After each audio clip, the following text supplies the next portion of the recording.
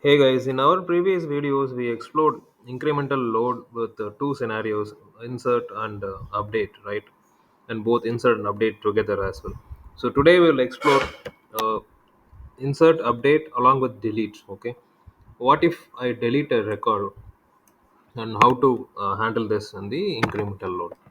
So let me go ahead and delete these two records, 6 and 7, okay? So we will see how to handle that. At the same time, I will add a new record.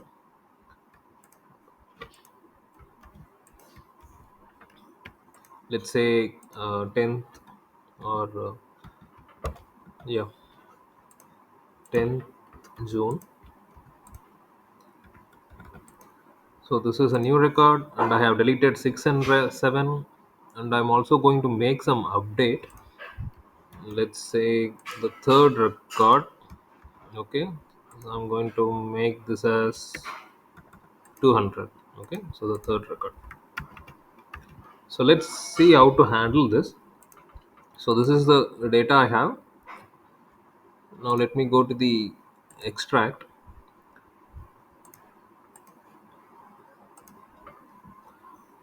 So this is our existing code, right? So which we are familiar. So with the help of modify date, we took all the records which are greater than the last modified, and we were able to get the new records.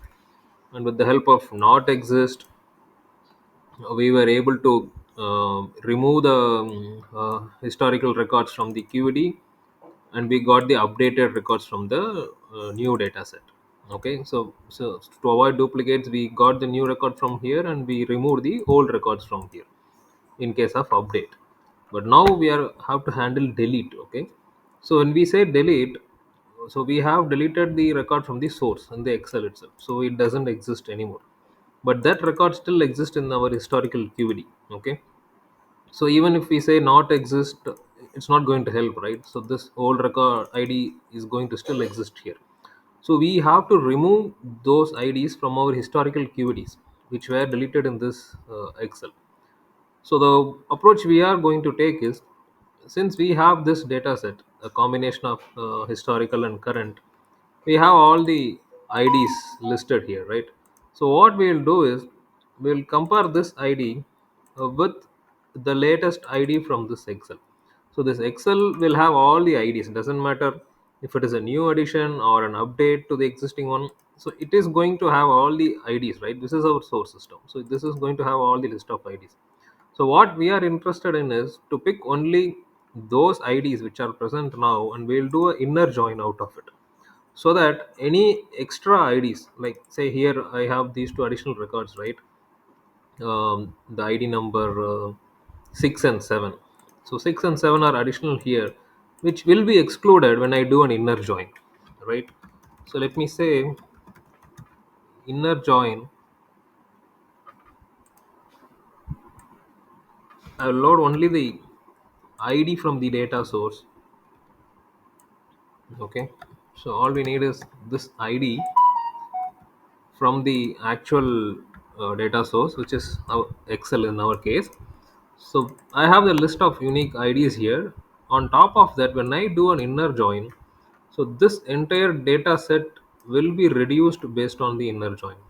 So so here this, based on this ID, the extra IDs from here this data set will be excluded. Okay, so this additional logic will help us to handle the deletion use case. Okay, so let me quickly go ahead and reload this.